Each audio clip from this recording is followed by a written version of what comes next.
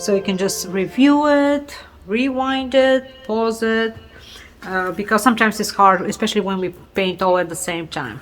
So hopefully you all have this reference that I picked, and I actually have a whole bunch of beautiful, beautiful references of European towns that you will find amazing. So this is just for session 1 for now.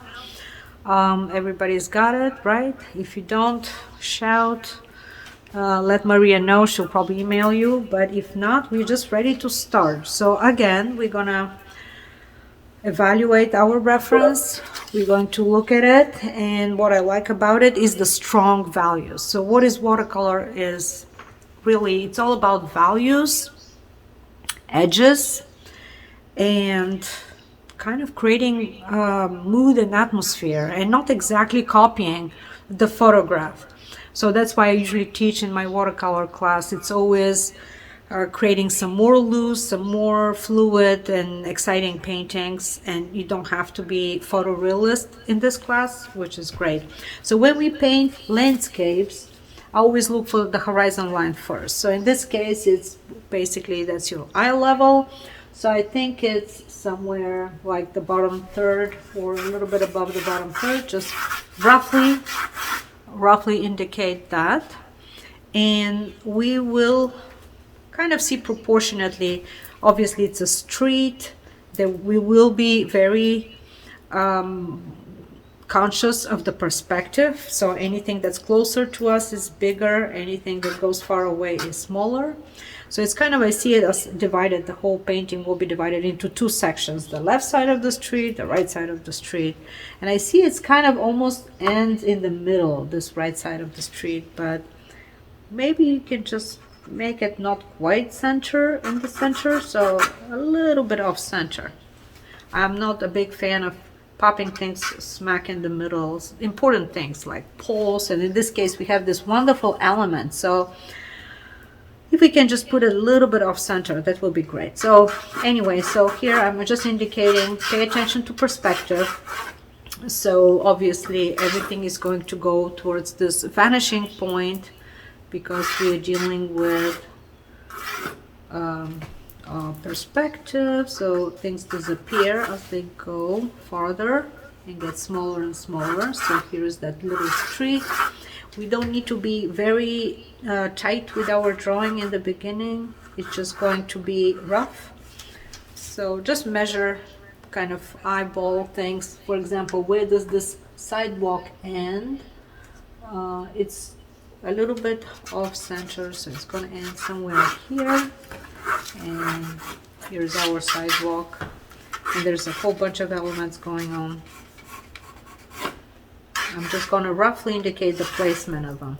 And again, pay attention to perspective, very, very important. And this specific class is painting little towns.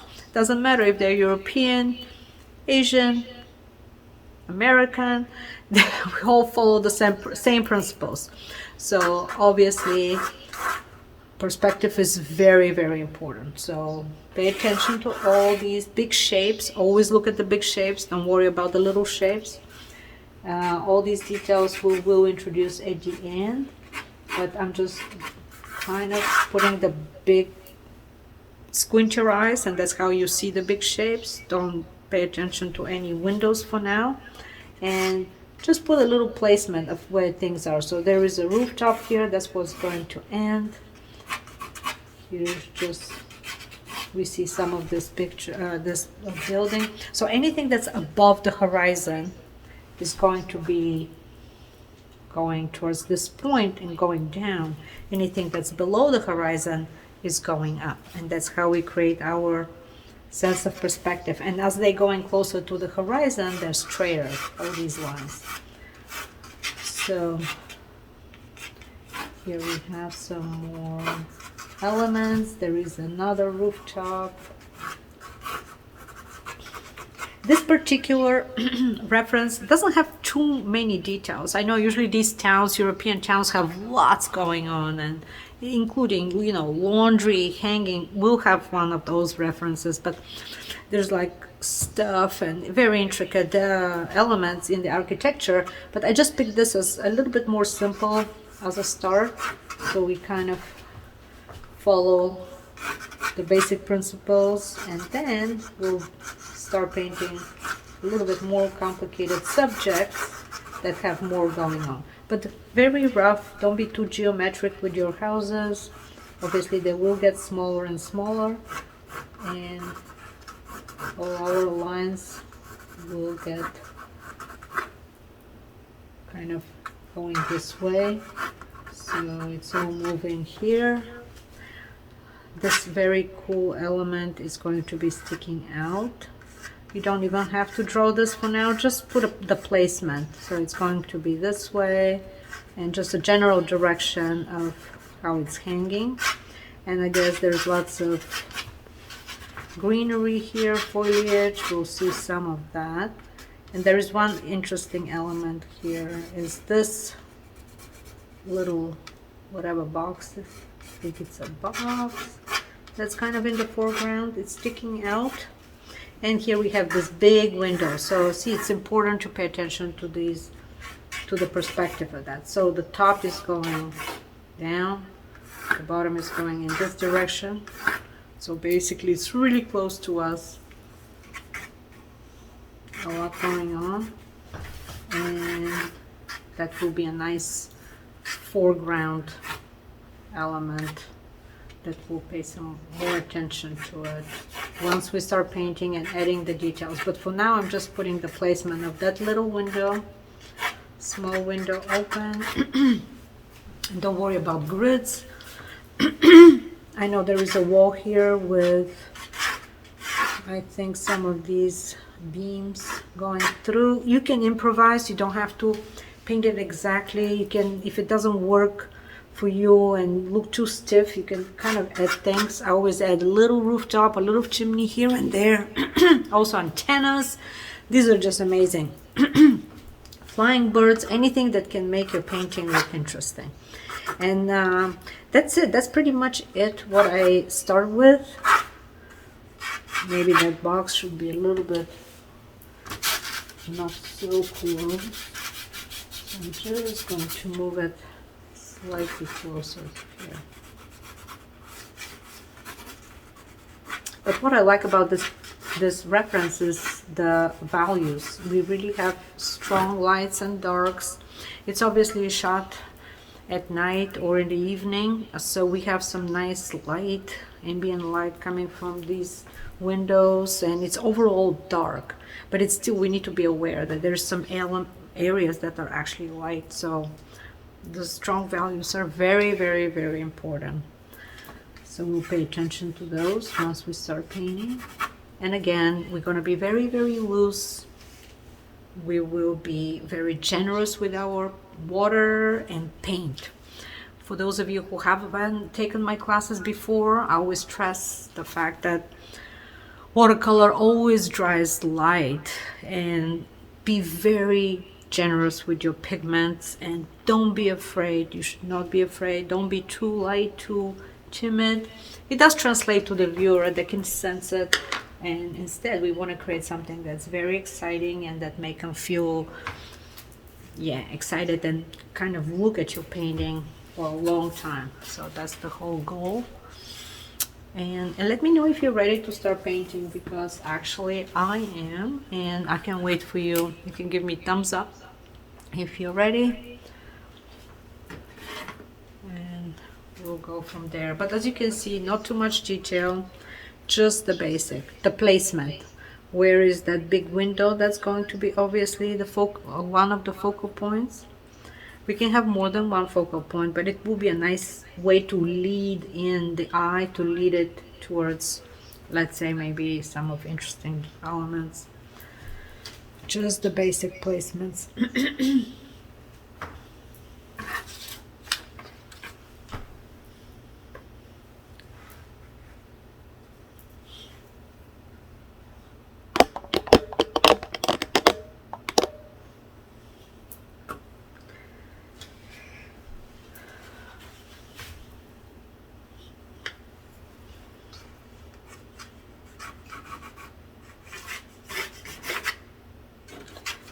And there's the cobblestone. So we see lots of textures when I analyze this picture. I just not only see the beautiful, the wonderful, strong values, but I also see all these nice textures. So there's the cobblestone, there's the windows, there's the interesting shapes, lots of cool shapes going on, the foliage. We don't have to be ultra literal with everything. With watercolor, what's great is actually we work with just suggesting things.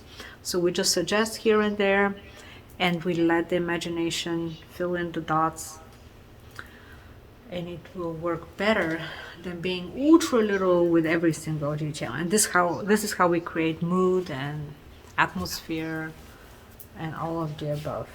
So we will start with a medium value, and we will start putting all these medium values everywhere, because the whole painting is going to be kind of on the dark with some strong light. I suggest we just start with the medium to dark value. And I see Catherine. I see a lot of familiar faces. Good to see you guys. I'm glad you're persevering through the summer. You're not giving up painting and hanging out at the beach. So it's good. It's good. I know there's plenty of time for the beach. So let me know if you're ready. We're gonna start painting. Yeah, I see thumbs up. Wendy. Catherine is giving me thumbs up. I'm looking here. I should be looking over there. Okay, everybody's almost there. And if you're not quite there, just indicate, okay, this is where this is gonna end. Believe me, you won't even worry about all these lines. You'll paint over them and things will just move all over the map anyway. So yeah, you're not going to be too particular about our drawing. So I'm using this size is 14 by 20. So this is Archie's. So whatever size is comfortable. Sometimes bigger is better in my opinion, because sometimes 18 by 24. Just grab your big brushes and just go crazy. It's actually gonna create a really fun painting. But whatever feels comfortable. And the reason why I picked this one 14 by 20, it fits kind of my camera better. If I pick something bigger, sometimes it just disappears. So it's all good. And for those of you who haven't taken this class, here are my brushes. I always have this big 2-inch flat, which is wonderful. I use it to just put water, and that's how I start. And we have some other brushes. These are all calligraphy brushes, if you can find. They're all natural hair, sable. So I'm sure Jerry's carries them. I've seen them. I've seen those at Jerry's. I bought them in China. But if you can find anything similar, so soft hair, and when you wet them with a nice tip point, that's very important. These are the rigger brushes or liners. I don't know, some people call them liner, rigger. They're very long hair and they're perfect for lines and details and anything that is more kind of, more drawing. And then I have a smaller one also, sable. So in terms of colors, don't worry too much about color. I always say color is secondary, because we always use a limited palette. As long as you have a limited palette, like pick three important colors, like one cool tone. In this case I have the cerulean blue. Pick a nice warm, probably the cadmium red or crimson, and just pick a yellow. And I have here a lemon, and this is just a permanent yellow. And then I have all my darks. So the darks are very important. I use them just to mix with all these colors that I showed you. So I have the natural tint or the indigo and this Van Dyke. I'm just going to explore this Van Dyke color. That's really cool. All right, so that's what's gonna be. All right, we're ready. So take your big brush, and some people like to spray your paper with water with a bottle. That's perfectly okay. If you prefer that way, yes, go ahead. But I usually take my brush, and we're gonna start with the sky. I'm basically gonna kind of pull this from all the way from the back. So let's start wetting the paper on the very top. And just going all across everywhere. And quickly I'm gonna grab some of this blue. You may have a different blue. You can have ultramarine. So be generous. So it has to be nice and saturated.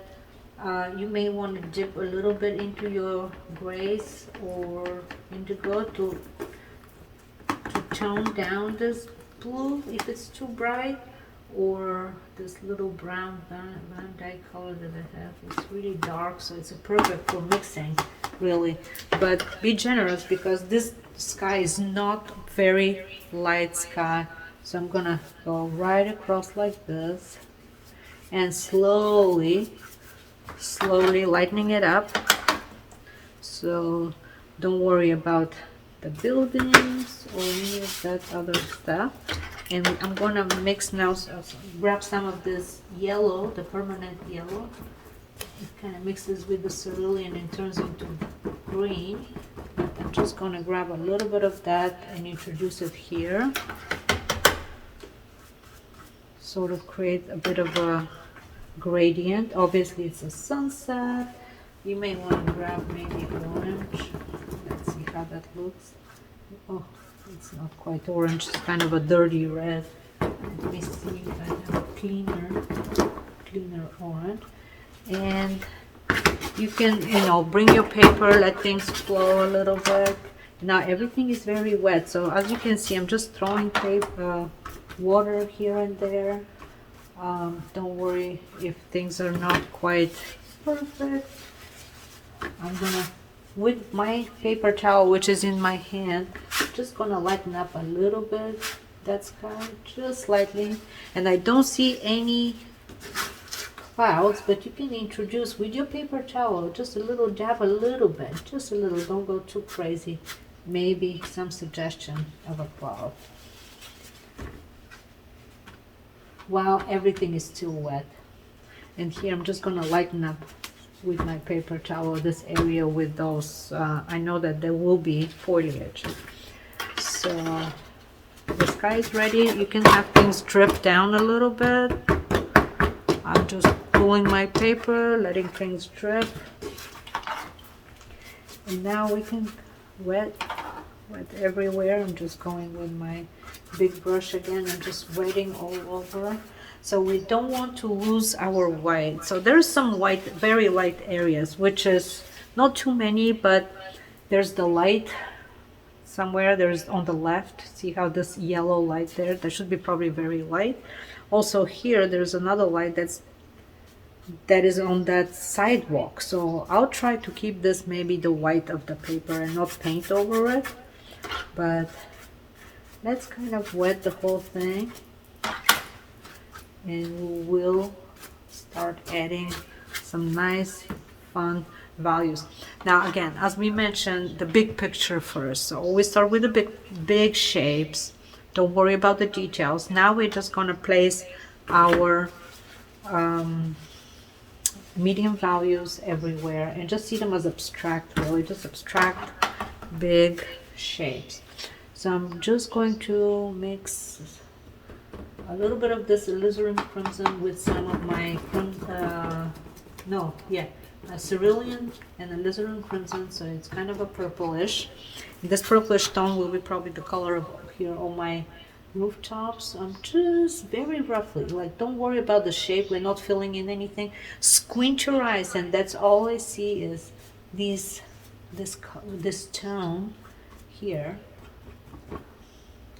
Sort of just overall, don't worry if it's not exactly the shape. I'm just adding it right away, kind of putting my value right there.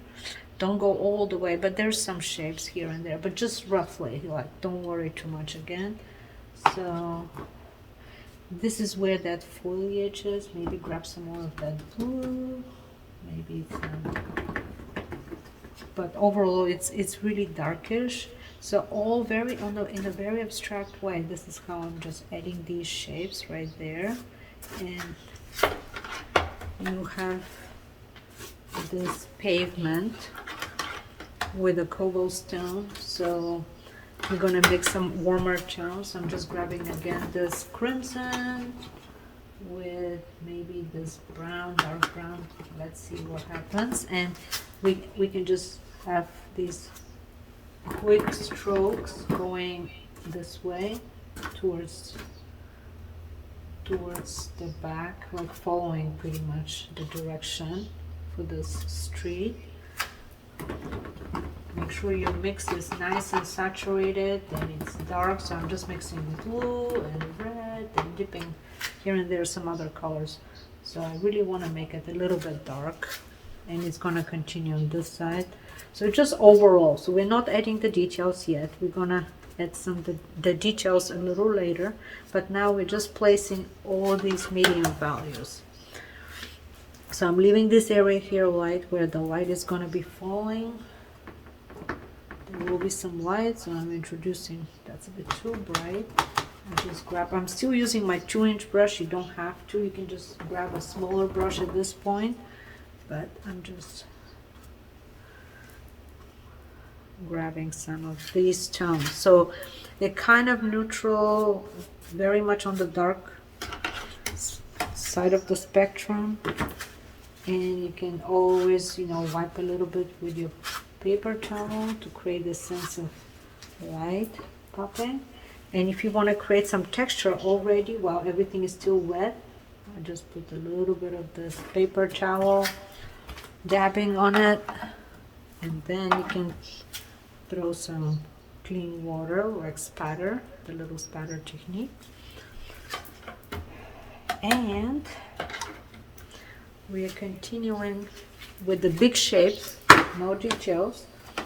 The big shapes, we're moving to the right, still using similar colors because it is limited palette. So I'm going to mix again the cerulean blue with some of the crimson, so sort of purplish. And I will avoid this light area that will be more on the yellow, but I'm just gonna I'm squinting my eyes and I'm seeing really dark area right here, so I'm just immediately putting that dark right there. It continues down. Maybe it has some blue where the white wall is gonna be. I'm gonna use more blue. And here, so because everything is in the dark, it's okay for edges to disappear, to not to be so sharp. We imagine the light is not as bright, so it's okay. I have these dots right here in the sky that maybe they shouldn't be there, so you can just tap it with your paper towel, turn it into clouds if you can. So we're continuing all the way here, just squinting again your eyes, have trust the process. Just this is all going to be nice and dark, very, very dark. There's some little light area I'm not going to touch, and really approach it in a very almost abstract way. That's the whole point before you're ready to add the details, just the big shapes.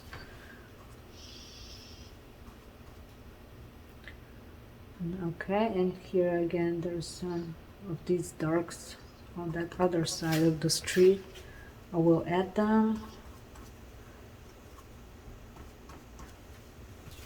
just like big shapes. So now you can take some smaller brushes, your smaller brushes, and start manipulating some of these shapes. So for example, all these houses that are in the back there, I see this blue, it's kind of like a reflection from the sky, so I'm just popping a little bit more of that cerulean blue there. It's all disappearing, and it's going to get softer and softer. So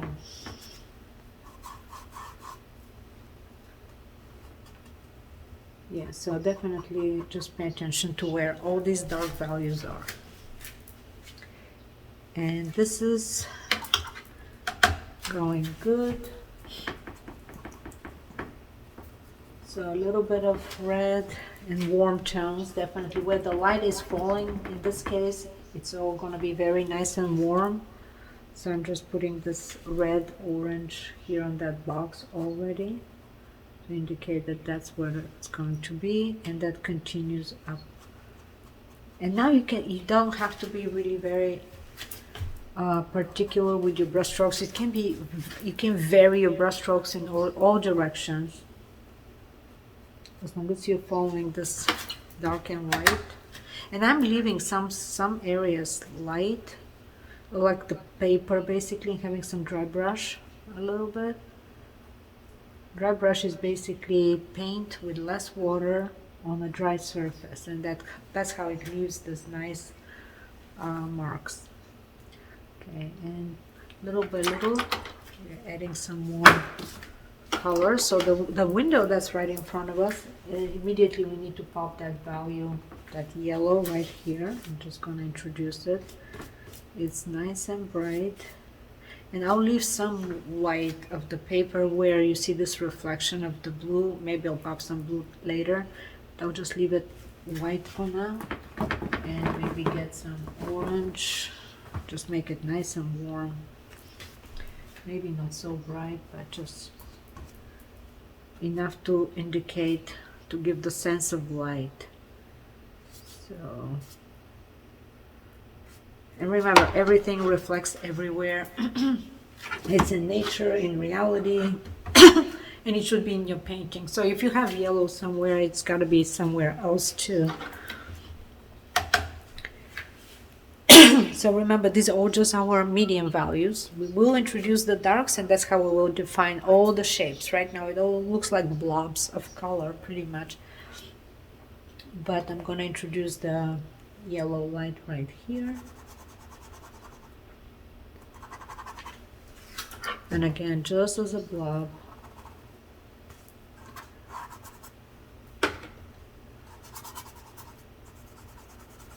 So especially in the sunset, yellows, oranges, they're everywhere. So it's nice to have these accents popping up.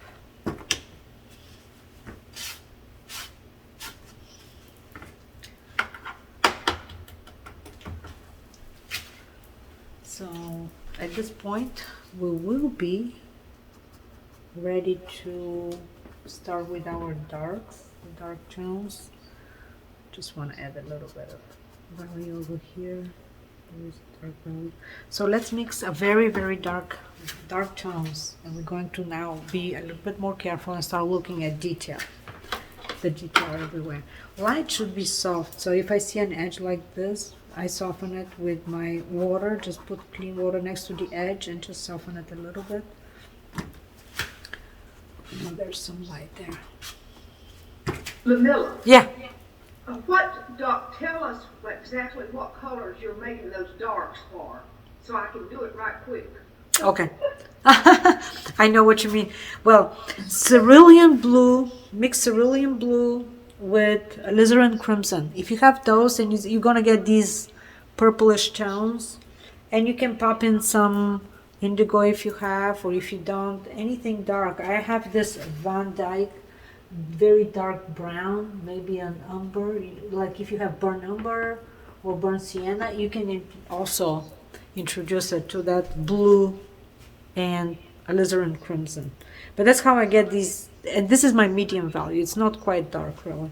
So I'm going to mix now the very dark, and the dark will be, okay, so usually when you mix hot, warm and cold, it's going to get very dark. And if you introduce some of the darker colors, so for example, here I have something called neutral tint, because I ran out of indigo. I still haven't bought indigo. I keep repeating this in every class, so I still haven't bought the indigo. But I have a neutral tint, which is almost like a dark gray or black. Then I'm mixing it with Van Dyke. If you don't have Van Dyke, you can get burnt sienna, burnt umber, any of the umbers. And if you want to even make it darker, just pop in a third color, like a dark blue, and you'll have almost a black. So very dark color. And less water really, to get those super dark. So we want to keep everything dark. Now we can go into all these cool details. So we have this little, and which is a lot of fun, and it's more dry brush technique really for the buildings. So have fun. basically see how I'm running the brush almost horizontal and starting to add a little bit of shapes. They don't have to be all perfect square shapes. You can have all the nice dry brush techniques on top of these medium values. So that's gonna build slowly. It's like a second layer basically. And they, again, brush strokes, be vary with your brush strokes. Don't be the same and don't try to fill in. Like we're not filling in, we're creating interest, a lot of interest with our brush stroke. So it's a painting, it's not a photo. So the brush stroke can go horizontal, it can go in any possible direction. So here it's gonna get a little bit darker. Under that rooftop is gonna be definitely darker. See how it's all dry brush really on top, and just follow now some of those shapes. Here we have a window. We can have a little sketch, quick. Don't really outline it too much. I just see a couple of shapes right in there, but I'll go back to it because I want to maybe pop in some blue, because blues are always reflecting in glass and windows. And there is some more lines over here from other windows. And again, this foliage right here, everywhere, it's going to be this dark mix.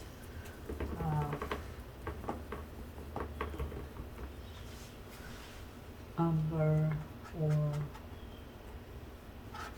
just as long as you're not mixing yellow in your colors, you're gonna mix dark. So mix blue with red, add some umber in it, and it's gonna get very, very dark. As long as there's no orange or yellow, you're on the right side, on the right track. So here I have this mega thing going on, but now all I'm adding is lots of darks, less water, because the water is just gonna dilute it, it's gonna spread it all over the place. So there's definitely some texture here. You can maybe like spatter it, but we don't want to be literal, and we're just gonna suggest that there's something going on. Nobody needs to know what it is. Yeah, it does look like foliage. So here is some steps. There's some steps behind them. There's more foliage. So how we can suggest it, maybe with just a couple of leaves sticking out like that. And there is a window next to it, so we can paint the negative shape. It has interesting white, like light, it's a light grid. So yeah, maybe you can paint some of the negative shape. And if your paint is still wet underneath, that's okay. Yeah, just you can leave it alone and come back to it. But I'm just kind of following the directions. You can always go back with some white and straighten some of these and define them a little bit more. So tap, tap, move your brush in any direction. Remember, it's watercolor. So it should be a fun painting. And I'm gonna pop some red in it. So because my dark is looking really dark and blue almost, or gray, I just want to introduce more red. So just continue with your dry brush a little bit, and again with the tip horizontal, just move it in any direction. Just have fun with this process, it's really fun. And then there is these interesting rooftops with some chimneys going on. We'll add a bunch of antennas later. That's usually later with the rigger. I usually introduce those with a rigger brush. But I have some fun lines. As you can see, it's just adding little fun lines. I'm not quite following what's there, but just vaguely. There's maybe some light coming up, maybe some little windows. Windows should be just a few lines, that's pretty much it. I know there's a little dark stuff happening. More dark here for the window. just don't lose your perspective, and it shouldn't be, perspective should be correct, really. That's what's going to make your painting very convincing. If you can, because perspective is the opposite, like things are going out instead of going in, that's going to make it not very quite convincing. People will be wondering what's going on without even realizing. So here I'm just putting this whole darker area for that window, and then I can always go back with a little bit of white and a tiny brush and add some of the grids on the window. But I know there's foliage, so tap some cool, or maybe some stuff happening to suggest plants, to suggest the existence of all these elements right there. Remember, those towns are just so full of life and details, and nothing is really quite square. Lines are all over the place and happening in all kinds of directions. So here we go. So anything going farther away, it gets cooler in tone, and your darkest value should be closer to you. Anything that's far away should be fading, not so bright. Excuse me, my voice. Anything that's closer to us should be higher contrast, more really sharper. If you have to look at it as a photographer, really. So, and anything far away should be softer. And speaking of softer, I just run a little bit of water next to those edges to kind of soften them, because these little chimneys and rooftops are farther away, so I don't want them to be popping. And that's how we create the illusion of depth. So getting a little bit of blues, maybe some suggestions. So a lot of suggestion of stuff happening. There is another house and things just disappear. A little line, like you can be really very, very free with your lines, yet not sloppy. Just pay attention to where you're putting your brush strokes, but be spontaneous if you can. It's gonna create a nice, cool painting.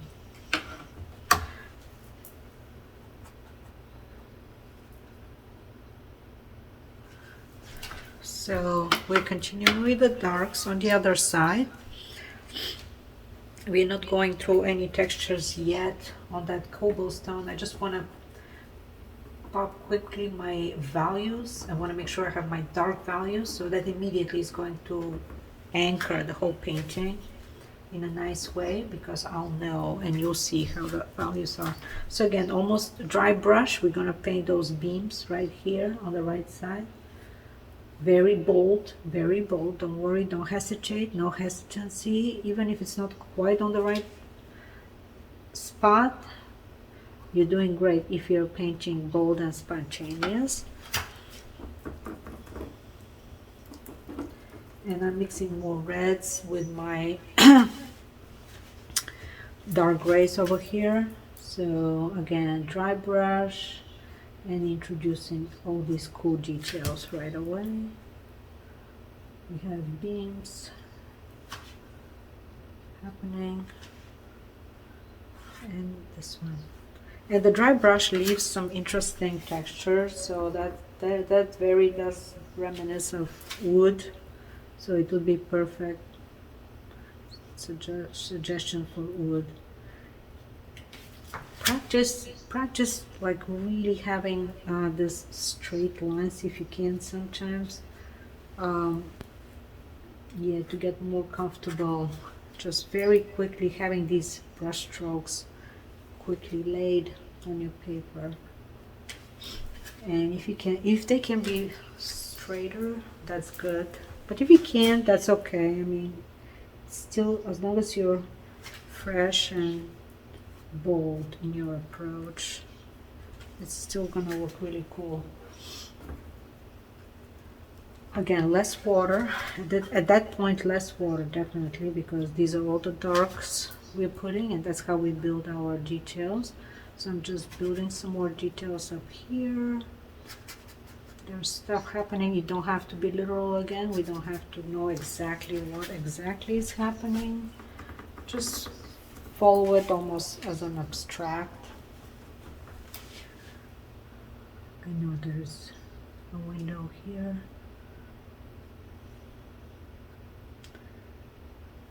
Okay, the more sure you are and confident with your brushstrokes, the better your painting is going to look, because the viewer will get the sense that you know what you're doing. And even if you don't, try to mimic it. So here we have some more lines over here, and there is one going. So pay attention to directions really and to your perspective. So this is just about this, where your horizon line is, maybe going up a little bit, maybe a little below. So it's just gonna go up slightly, but adding some more darks here. And here you can, create some bunch of textures like little blobs down here. And you can kill some of the edges, create and destroy, basically the technique that I keep talking about. So I'm grabbing some more darks. There is this box, I think, with, I don't know what it is, but I think it's a brick thing. So yeah, it's a little element, so you can just create maybe a suggestion of a texture. Definitely it's dark. Everything is dark. Every time you're in doubt what are the values, again, squint your eyes and just compare. If this is my lightest, how is this looking? So this should be looking really, really dark. So I'm just adding the dark right in there. And there's some more dark. It's hard even to tell what's going on, but as long as you're following the values, you're on the right track. And this whole foliage, we can grab some blues maybe, but it shouldn't be too blue. This cerulean blue is so blue, but it does dry a bit gray. It was, when I laid it out, it was really bright, and now it looks really light. So that's watercolor, guys. So I'm going to just mix again this purplish tone and introduce some texture here of this foliage. So basically smaller dabs, suggestions of leaves, obviously some bigger shapes.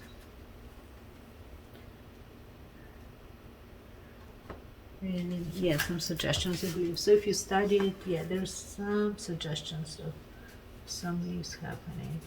So just if you do a few, that's gonna give the idea that this whole thing is leaves. You don't have to be following it all exactly. I just killed a little edge right there. We will go with the smaller lines later. I always leave my best, like the fun is the bigger and the thin lines. That is the most fun and the most details. So I always leave that for last. So I know there is light here popping in those leaves. So let's grab some yellow and continue with these little textures of leaves. They're all lit by artificial light somewhere. So I'm just tapping maybe a little spatter to make it more fun. Yeah, that yellow definitely is part of a light that is somewhere there.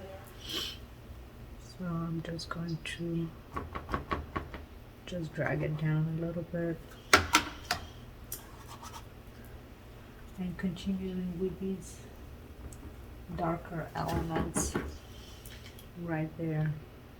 So I know this is the building, and you can just introduce some smaller shapes, basically saying, yeah. And now this is all can be one as we're going out towards the end of that side of the street. So a little bit softer as we go out, farther away. And I'm just getting a little cooler tones, more blues, definitely. And no definite shapes. It's all, as you can see, it's a bit abstract, kind of, isn't it? So just popping a little dot here, a little dot there, and yeah, that's pretty much it. So you don't have to overdo it. I know there is a whole bunch of other buildings here, and you can improvise if your drawing is not quite what it is there. Yeah, you can just even add a little tower if you want. I mean, yeah, definitely something. Usually they have these little towers, some kind of a suggestion of something happening in the background, and it all disappears. So no harsh lines, nothing that is too much or too obvious. Just breaking up some lines. If you see a line somewhere that is endless, just break it up. So working with the light a little bit, now I'm just gonna pop some accents right here. I think I'm grabbing some orange, like bright orange where the light is. I'm just gonna pop it here and there to kind of brighten up my light a little bit, to create this sense of artificial lighting. It's definitely this orange red, even some red. I'm just gonna pop it, just put some little dots here and there, especially where you see the light just around it. Just a couple of accents that does liven up a painting a lot. So here behind this window, why not? See how bright it is. It will dry light, so nothing to worry about. If you think it's too bright. And a little bit more accents over here. Just basically dabbing a little red. It does liven it up a bit. It does give that sense of sunset / artificial lights, street lights feeling to it. Going towards the end, and there is probably some shadow right here. I see it. It's a bit too bright, so I'm just getting again this a little bit more dull color of purple.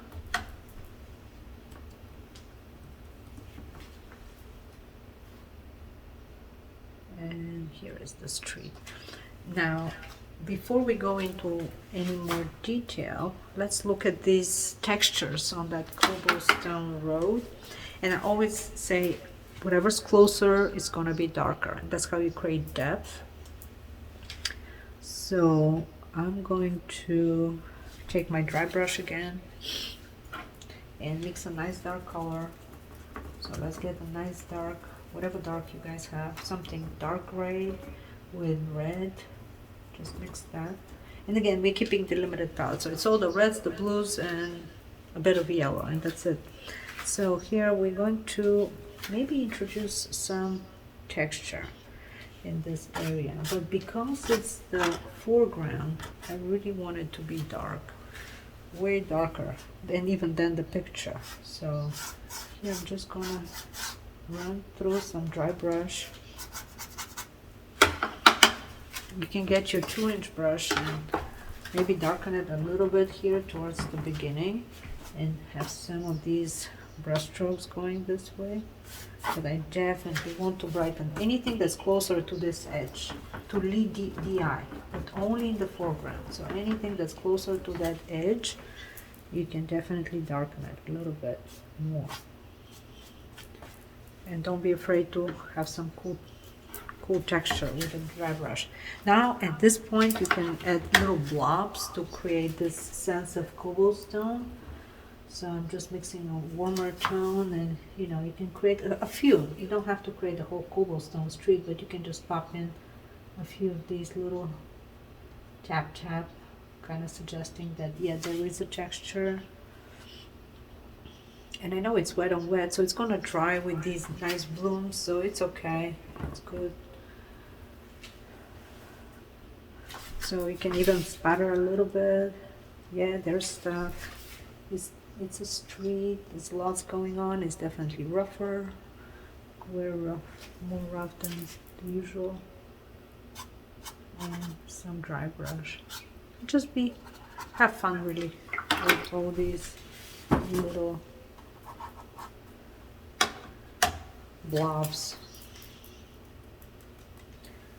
And if it's not dark enough, I'm just going to grab a little bit of dark and just pop in some more.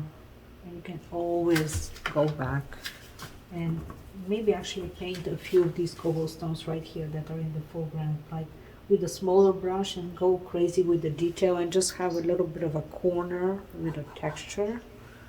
That's going to make it look believable.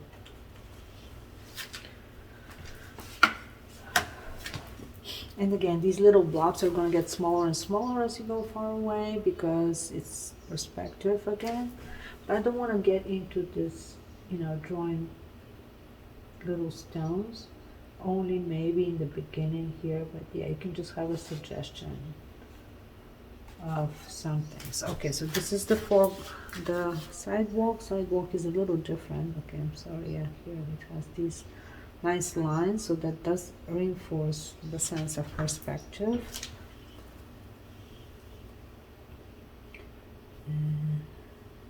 It has more lines, so that needs to be probably created with the rigger brush. But these shapes, they get smaller and smaller as you go further away. So again, working on your perspective. Just have fun, really just have a lot of fun with this, and don't sweat it too much. You can lift. Let's see if we can lift with our, like, my paper towel is quite wet right now, so maybe we can lift some elements here of the sidewalk. Maybe a little bit. Yes, I imagine it's rocks, it's dirt, it's cement, all kinds of things. So yeah, you can create some cool texture with your paper towel. Just dab, maybe little dots, lighter dots. So those stones will be bigger, obviously, when they're closer to you. So, and you can go back and draw some of these, just outline some of these in the very front. And we can go back with the white and maybe create something too. So I need to be aware of time. Oh, we have plenty of time. So it's 2:20. What is it? 2:26. Oh, this class is until 3. So we have 30 minutes. And guys, feel free to ask me any questions you like, anything that's not quite clear. Now it's not finished. We have some details to add, but this is the direction that we are going to. And just always check your values, making sure that things are not getting too dark everywhere, or you're not losing your lights. For example, this yellow that I see in the right, maybe it's nice if I continue it here on the street. So that's going to create some nice sense of light.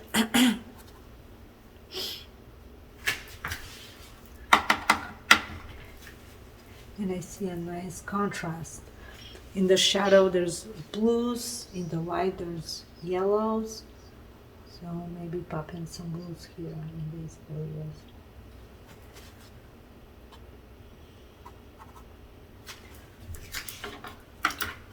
To give a suggestion of shadow and or the sky reflecting pretty much on those elements. And here on that window on the right, I'm also popping some blue. Usually blue does create a sense of glass. You know it's glass. Just a little corner. A little corner here, a little corner there.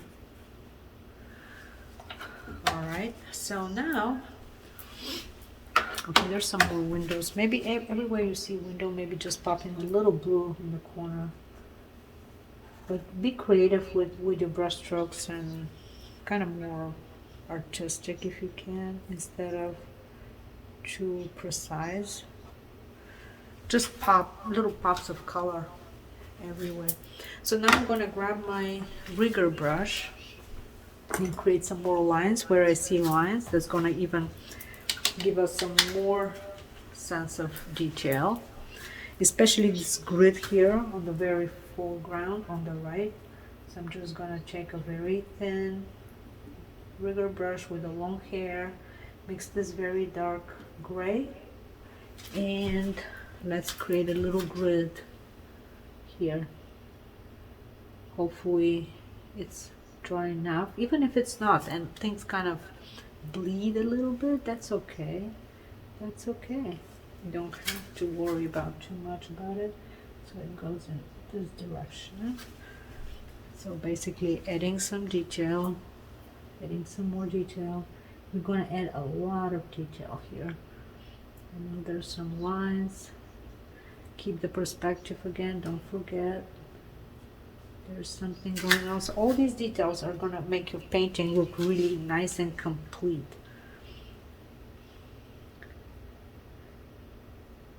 So be very bold with your lines, and if you can, try to be as quick. When you're quick, they get straighter, they're more straight. So it's good to be more precise with these buildings. Precise in terms of keep those straight lines if you can. And here we go again, here on this side. So that's going to give us a more sense of this whole grid. It's all dry brush technique, very, very dark color mixed. And maybe accentuating some of these dark edges of those window seals.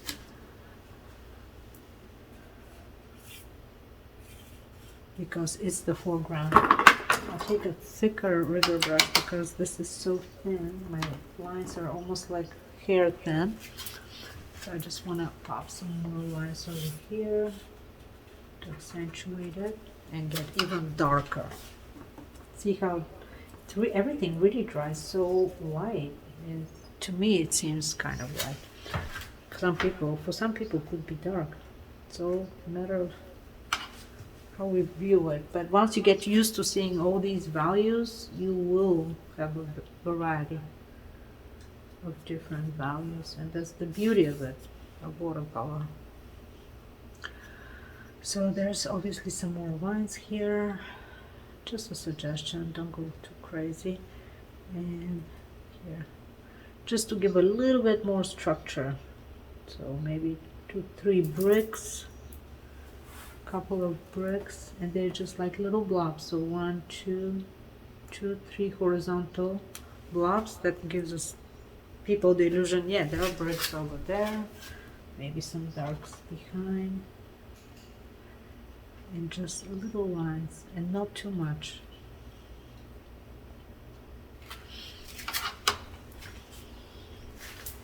Okay, so we'll move to the other side and we're gonna see what there are a bunch of windows happening here.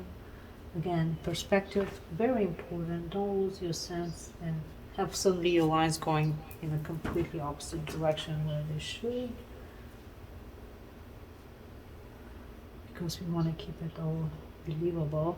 Even though it's almost on the abstract side, it's still going to give us a great sense of reality if we are following the rules of, perspective, light values, etc. So there's some more grids happening on that side here with this window, and you can introduce your whites later. I'm just gonna maybe kind of add a little bit here and there, but you can have some white lines with a very dry brush with white. A little window here, maybe some chimney. I'm just adding a bunch of chimneys. Some more windows, lines, more lines. Just now you can have a lot of fun with this brush and just add all kinds of lines all over. And of course we have this gorgeous element that we're going to do right now. So I'm just mixing a nice dark color and be as free as possible. Just mentally follow the line before you draw it. You kind of mentally know where you're gonna go next instead of surprising yourself, and that's when your line is gonna look a little more a little better. Like always look at the end, where it's gonna end instead of where it is. So I'm just going to add these little swirls right here.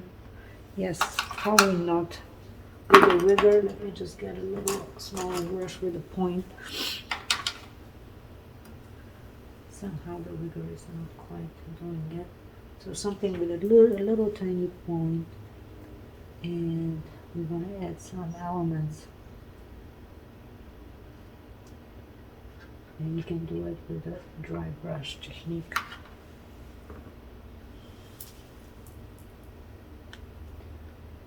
So obviously it's a sign, something's hanging. You can be very free with your line, things can be coming out, and it just doesn't have to be all perfect. Obviously there is something over here.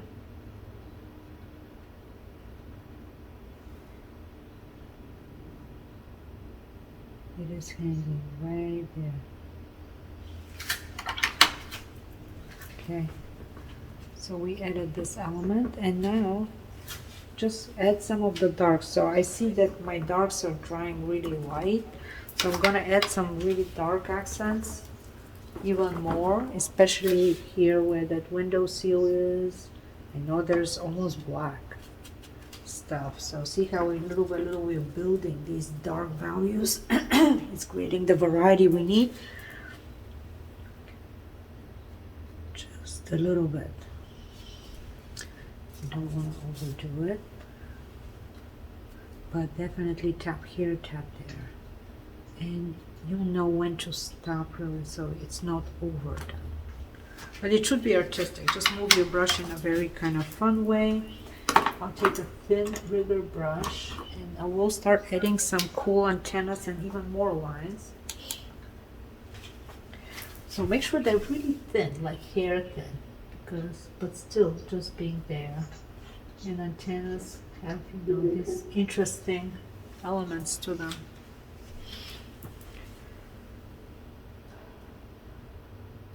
Just dots, like kind of sketchy. Little sketchy elements, but thin. Don't be too sloppy with these, because these are refined little elements basically and details. So see, I just added even more antennas than there are there.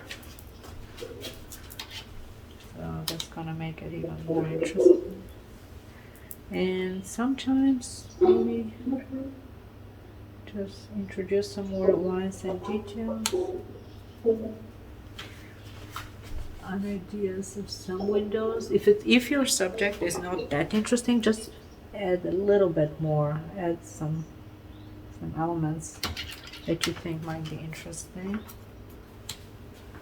like a little lines here that's going to be tap tap tap tap, kind of creating the sense of perspective.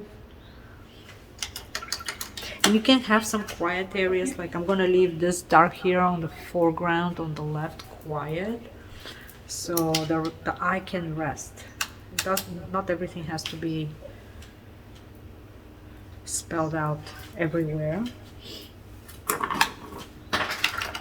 So I know there's some nice light fixture on the left. You can paint that. So I'm just getting a nice red. Just have some shade.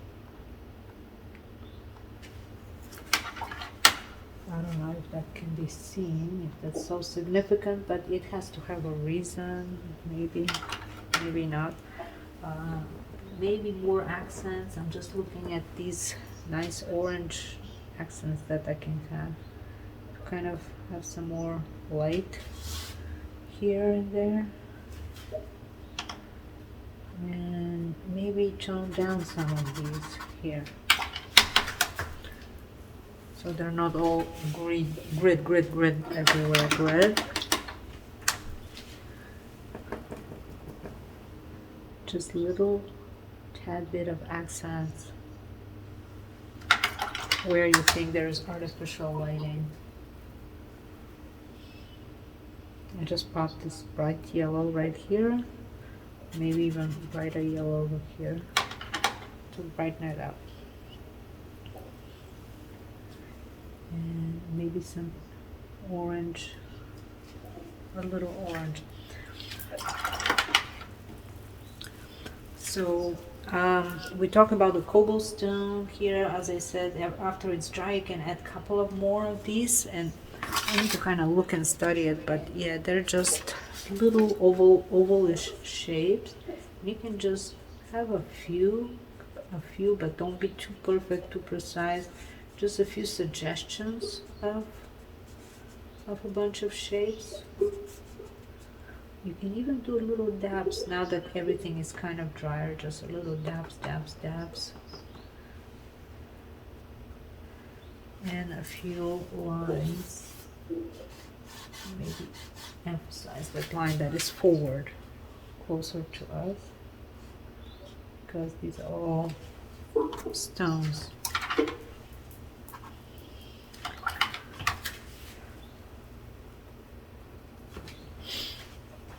Phyllis, can you mute yourself? Every time you make a noise, your screen pops up. Yes. If you guys note, if you don't want to say anything, just make sure you're muted because your screen pops. So make sure you stay muted, unless you want to ask a question or want to say something or a comment. Okay. And again, we can now have some spatter, a little spatter on this foreground. And I'm getting again nice little puddle of darks and reds, and you can just have a bit of spatter even on the building a little bit, just adding variety of elements. And you can see how it's all super really rough, but you know what it is. You see, it's a these are buildings. It does look like one of those old European towns, and it's all a suggestion of our reality, and it looks fun. Now, for some reason, my sky looks a little bit flat, so I wanted to have a gradation, and you can always go back, and if your water hopefully is clean, you can always add some more, just one pass up top, and maybe create a bit more darker at the very top, but make sure that it gradually goes down to add to this gradient. Rather. And it's going to, this blue will definitely reflect somewhere down on either windows, so I'm just popping it in some of those windows over here.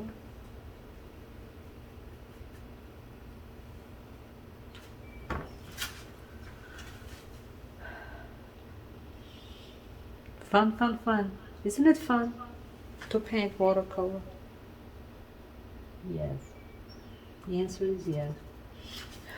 And now I can grab some white, and now we evaluate if we have anything out of place, or if it looks too much, or it doesn't need to be there. Like here, this light, maybe I need to just not have it here. I'm just gonna add some suggestions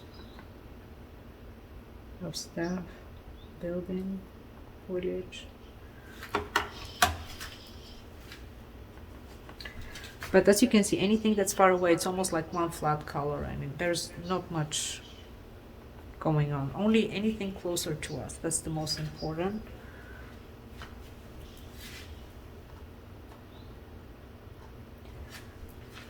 Now, some of these windows, we don't want them to look too much like prison windows. So just adding a little color, killing some of that grid so it's not so obvious everywhere. It's probably gonna make it softer looking. And now you can grab your white and a bigger brush and add some really finer detail. And I'm just taking the tube of titanium white straight from the tube, and we're gonna dig right inside that tube. And we can maybe add a couple of details that we lost, like maybe there's a little antenna here, maybe a couple of chimneys are missing, a little dot here, a little dot there. Definitely it's gonna go a long way. So also that grid of the windows, just dry brush it. And again, a suggestion here, then it goes down. Just a little suggestion. It shouldn't be all perfect.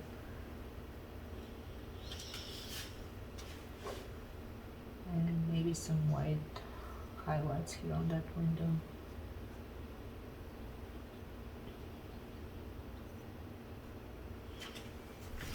So that does, again, add some more little value. Here there's the light, so I'm just gonna pop that white there. I know that there is a light. And add a few more lines.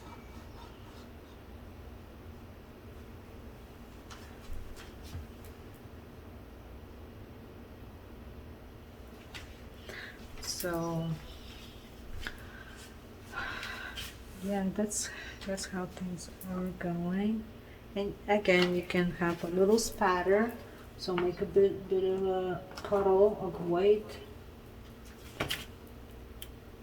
Let's close it, and you can have some little spatter with your white in some areas, and you're just gonna add a tad bit of sparkle, but don't overdo it because it is a dark scene. It's night scene, so maybe a little spatter here and there, just a little bit. Kind of brighten it up a little bit. A little dot here and there.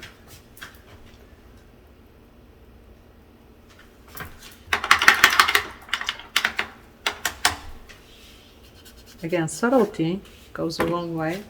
I mean, it's a fine line between subtlety and being timid, being bold, and being sloppy. So we have to always look for that fine line and be very careful. Well, not very careful, don't overthink it, but you will develop that sensibility with experience. The more you do it, the better you're gonna get, and you'll know when to stop and when to punch it a little bit more. So we're doing good, right? You guys feel free to show me what you have. I think mine is kind of coming to a almost finished state.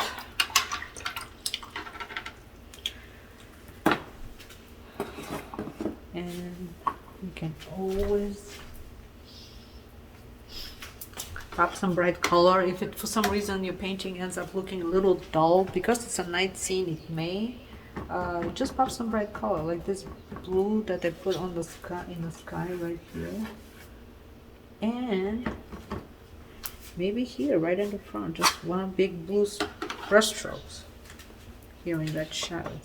Just definitely suggest shadow, but just one stroke and that's it, like one and that's it, and we don't go 2, 3, 5 times. Then it looks intentional, as if we were thinking too much. So here we have, again, I have that white, maybe pop in, maybe on this element a little bit. But other than that, I think it's there. So some of these foliage look a bit dark. And you can always, go back and put some of these yellows when everything is nice and dry. Just reintroduce some of your lights if you've lost it. And watercolor doesn't have to be painted thinly. It could be painted very thick in some areas. So, especially if you want to have some more impact in some areas. As long as we don't mix it with white, of course. The white is there only for highlights.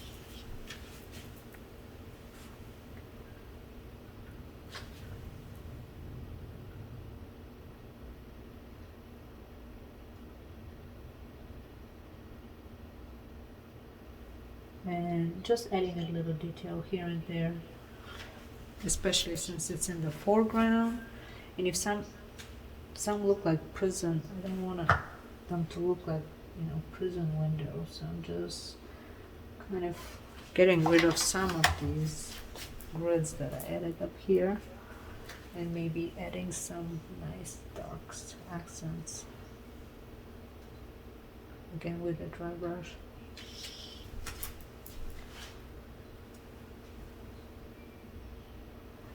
Couple of more chimneys, and we are good to go.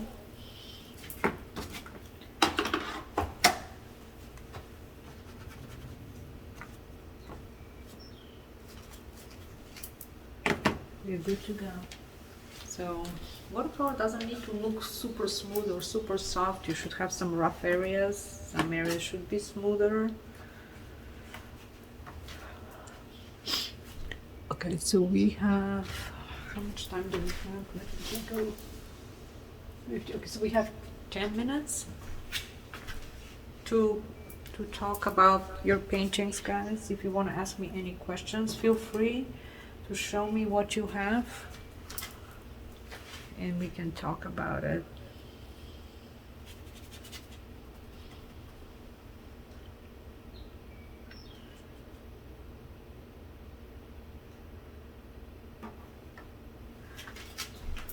But this type of approach is very fun, very free, and you end up having a really exciting painting rather than the usual, you know, and you will surprise yourself every time. You'll get things that are unexpected and really interesting, as opposed to, you know, knowing every time what's going to be, just like a photo or a little architectural sketch. You know, that should be taking you to a next level. So I should not be dabbling on this anymore unless I want to destroy it. And there's no such a thing as destroying your watercolor. I've shown people how to actually pull out a painting that's been overdone. You can really save it, salvage it. You can do a lot with it. So nothing is finished, or I mean, nothing is destroyed. Those papers cost lots of money. so it's nice to be able to punch it out of state of death. So we resuscitate it, basically. So there's a lot of ways to do that, but I'm sure you're not even thinking about that, because we don't have much time. It's only an hour and a half. So in an hour and a half, there's no way you can overdo it.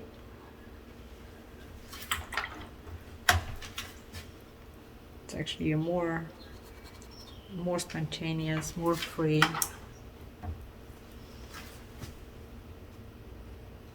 If you lost some spontaneity, just get a bright color and punch it here and there, just without thought, like really create something very quick, and you'll see the difference, how it's gonna really come back to life again.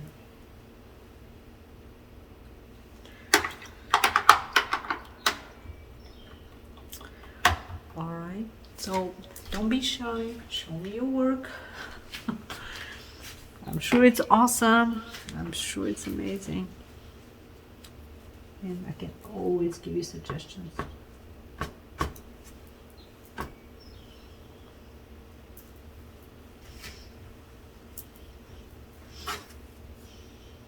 Media? Yes. Lucy? Yes. maybe you want to give me some feedback? Oh, look at that. I love it. I love it. I love it. I love it. Okay, so see when I talk, it switches. Let me change. Yeah, it switches to me. So let me change my view to, yeah, it should be stack. Okay, so it's stack. Yeah. So what I'm seeing, I'm gonna see it over there. It looks great. I love the colors. I love your values. If you can play with the lines a little bit rather than just being kind of nice and precise, like if you can just make them a Make bit it more free. more free. Yeah, even not just, yeah, things just, I know they're free, but just even some more refined, like thin lines going more sketchy here and there. Okay. Yeah, and it's gonna look great. But I love your values; they're great. I'm just looking at the other computer because here it's for some reason my stack view is not working, so I'm just looking the other way. Okay, so it looks really good. I love your lighting. Okay. Uh-huh. All right. Thank you. You're welcome. All right, next, who is ready to show what you guys have? And you'll have some more colorful scene next time for session 2.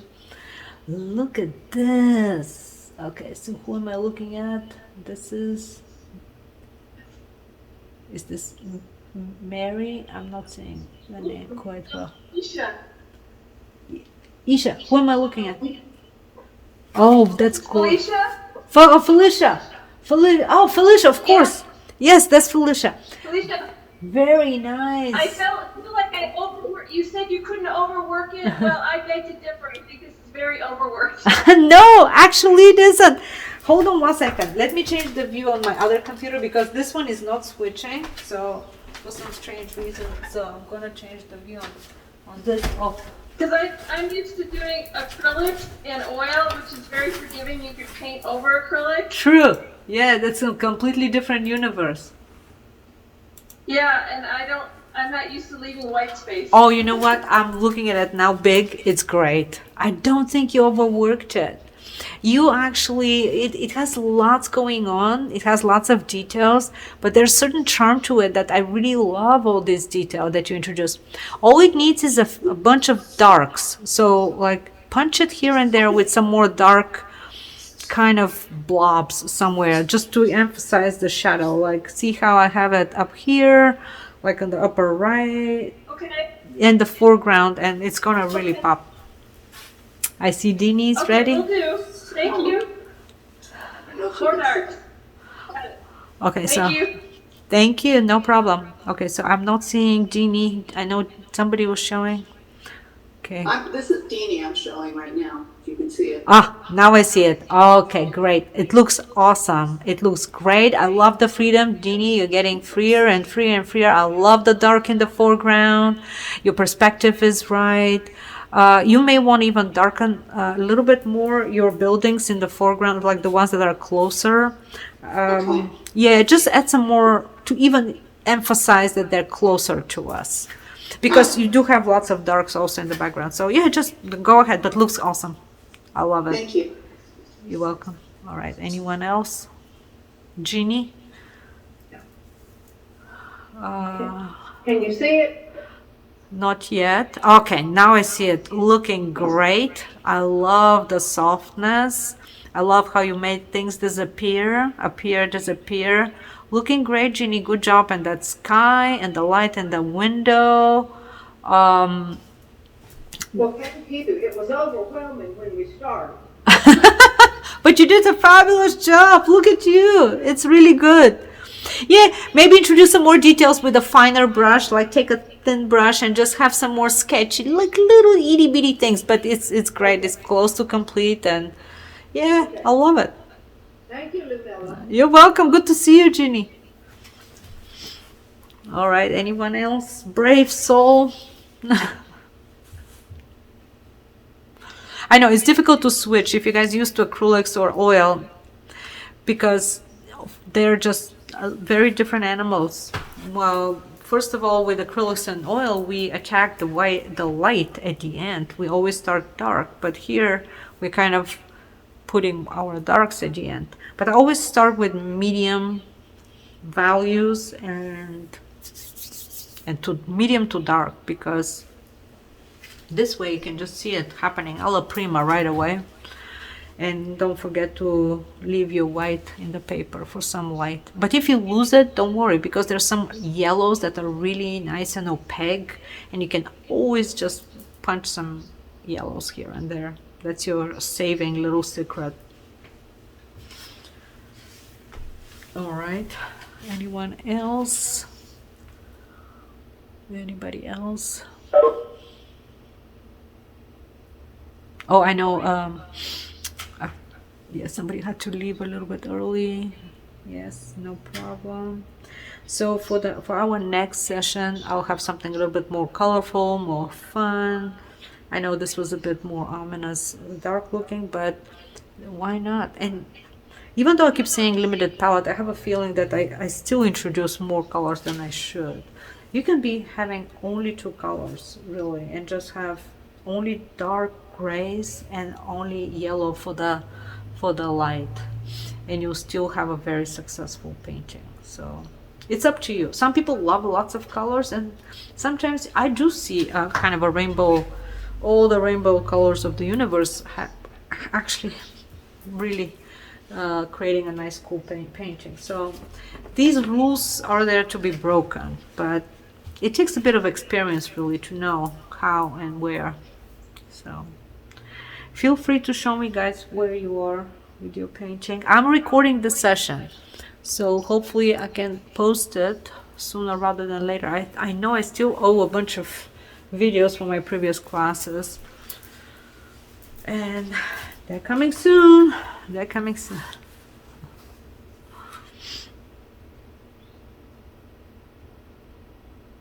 All right. Anyone else?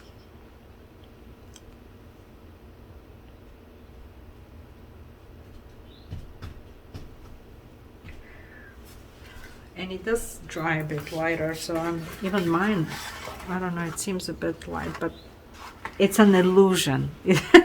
It's an illusion. It's still dark. Yeah, just have some accents of dark. Sometimes the paper is so important. In terms of importance of your materials, I always put paper as number 1 next to brushes, and the color is the last on my list of importance of, you know, brand and how much money we have to spend. Paper definitely makes a humongous difference. So if you guys don't have a very, very good paper, I mean, that some papers are great for practice, like that Strathmore pad 18 by 24 is perfect.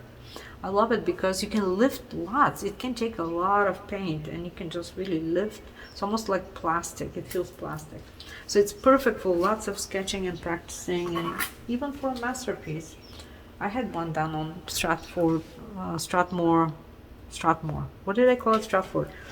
And that got admitted to a whole bunch of watercolor societies. So in their shows. So yeah. But definitely brushes are very important. You don't want to use very hard hair brushes, stiff. They need to be soft, and you need to have those tips. Sometimes flat brushes are a lot of fun, especially if you're painting buildings and where you need sharp, straight edges. So definitely flats can work wonders. So they don't have to necessarily have a chip, but the chips, the ones with the chip, are the standard, and they're wonderful for these little blobs and details and all these things that we work with. So just enjoy it. Practice. Tip number 1 with watercolor: always practice. Practice, practice, practice. You're gonna get so much better with every single painting. And once we stop, we get into a funk, and then we have to come back again to it, to our flow. It's kind of, you know, how we flow and then we stop, and it's a funk. So we need to constantly practice if we can. Not if not every day, every other day. Just do little sketches. Have a sketchbook. Practice maybe little details. It doesn't have to be constantly this masterpiece, but just little drawings here and there. These are precious. They're gorgeous. You can frame them and sell them as greeting cards. You never know. So I hope you guys having fun. Just keep painting. Anybody wants to show me any of their work. Catherine, how did you do? She's not happy with her painting. Don't worry.